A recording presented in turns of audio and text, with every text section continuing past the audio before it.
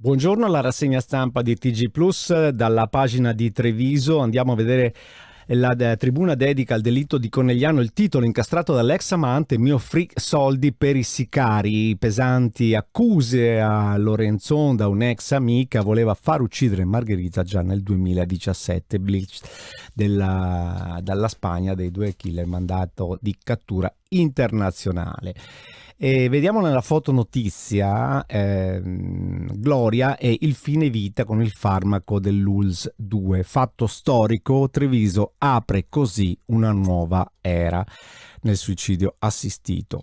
Altre notizie che troviamo in ogni caso anche su altri giornali: in aumento i soccorsi in montagna, Zaia dice prudenza, ma l'abbiamo trattata anche noi un po' dappertutto. Cuoca muore di infarto nella cucina del bar Eden, questo anche per il caldo ma probabilmente anche per altri motivi. Stop al reddito di cittadinanza e denuncia per 70 e sopra, senza ossigeno per il blackout, anziano salvato dall'assessora. Questo nella tribuna di Treviso. Ci sono anche altre notizie, andiamo a vedere il Gazzettino. Io libera fino alla fine, grazie. Si parla ancora di Gloria, dell'addio di Gloria con il suicidio assistito, primo caso con i farmaci dell'ASL. Cappato, sapete che è un grande sostenitore della causa, la sanità del Veneto di Zaia ha evitato una morte tra le sofferenze. E il medico che dice: sensi di colpa no, li avrei se non l'avessi assistita. Vedete che ci sono i pro e i contro anche. Erano vicini al confine, presi i due in fuga dopo l'omicidio. Si parla dell'omicidio dell'albanese.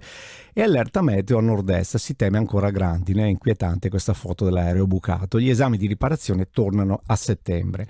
Sul Corriere del Veneto il primo suicidio assistito, questa è una notizia che rimbalza su tutti i giornali. E dopo l'allerta gialla c'è quella arancione: proteggete le auto, perché la grandine fa veramente tanti danni. Insomma, bisogna essere assicurati possibilmente. C'è con un oro da Ironman, sa reggere gare ravvicinate. Si parla di questa bella medaglia d'oro, re dei 50 Delfino, dopo le semifinali dei 100 d'orso. Grande questo ragazzo veramente. A Treviso in TG Plus abbiamo anche Notizie Plus. A Treviso le PMI crescono ancora, ma con ritmi rallentati rispetto a un anno fa. E Suoni di Barca che recupera tutte le date del maltempo.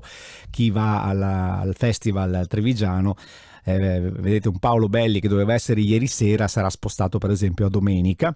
E turismo, che servono nuovi italiani, vedete Pozza, Cipriani e Doglioni. E Zaia, che è un'altra notizia che abbiamo già visto sui giornali: incidenti in montagna, lui fa un appello, ci vuole prudenza. E tutto anche per la pagina di Treviso.